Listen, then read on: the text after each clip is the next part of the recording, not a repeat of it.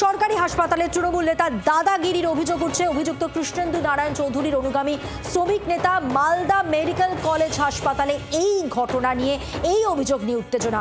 অস্থায়ী কর্মী যারা রয়েছেন তাদের মারধর করা হয়, টাকা চাওয়ার অভিযোগ।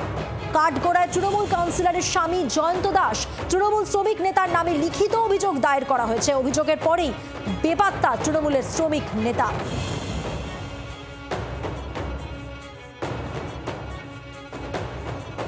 তৃণমূল শ্রমিক নেতার লিখিত অভিযোগ দায়ের। রণজয় সিংহ প্রতিনিধি রয়েছেন আমাদের সঙ্গে টেলিফোন লাইনে। রণজয়, ঠিক কি ঘটেছে, কি অভিযোগ? বলা হয়েছে অস্থায়ী কর্মী যারা রয়েছেন মেডিকেল কলেজ হাসপাতালে তারা গত কয়েক মাস আগে নিয়োগ হয়েছেন। নতুন একটি কোম্পানি এবং দিল্লির একটি কোম্পানি এখানে নিয়োগ করা হয়েছে। এই অস্থায়ী কর্মীদের উপর হামলা চালানো হয়েছে এমনটাই অভিযোগ।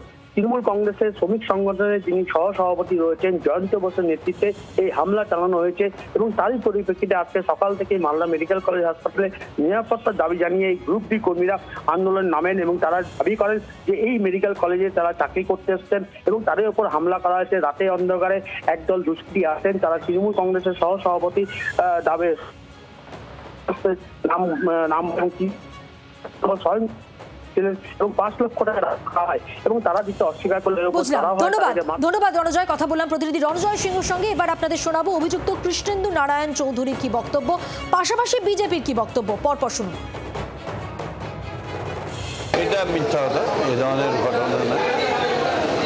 তো নিজেই স্টাফ আছে শুনেছি, গেছে যারা কাজ করবে না, না কাজ করে বেতন তোলার চেষ্টা করছে, হয়তো তাদেরকে বলেছে যে কাজ হচ্ছে না, এটাই যাতে আগামী দিনে যাতে মানে ওর ইটা না আসে এটা করছে।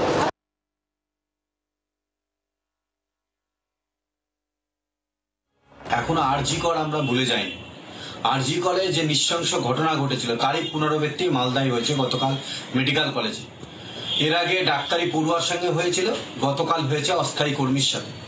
আমরা ধিক্কার জানাই ভারতীয় জনতা পার্টি।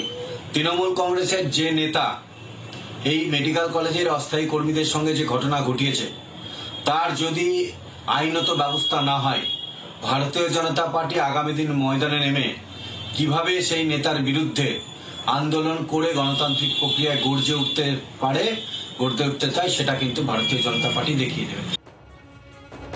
এবার শোনাবো হাসপাতালের কর্মীরা কি বলছেন, তাদের কি বক্তব্য। আমরা যে রাত্রে ডিউটি করছি আমরা তো খুব আতঙ্কতে আছি। এখন হুট করে এরকম করে ঢুকে যাচ্ছে এসে আমাদের এখন বলে গেছে এরপরে নেক্সট টাইমে যদি ডিউটি করতে দেখতে পাই তাহলে মার্ডার করে দেবো। তাহলে তো আমরা এখন ডিউটিটা দিচ্ছে, এটা জয়ন্ত বোস হুমকি দিচ্ছে। হ্যাঁ, তৃণমূল কাউন্সিলরের হাজবেন্ড হুমকি দিচ্ছে। ওর সাথে ছিল কিরণ বলে একটা ছেলে, এরও হুমকি দিচ্ছে যে প্রায় পানে মেরে দিবে। বাংলার আওয়াজ, বাঙালির আবেগ, জি 24 ঘন্টা।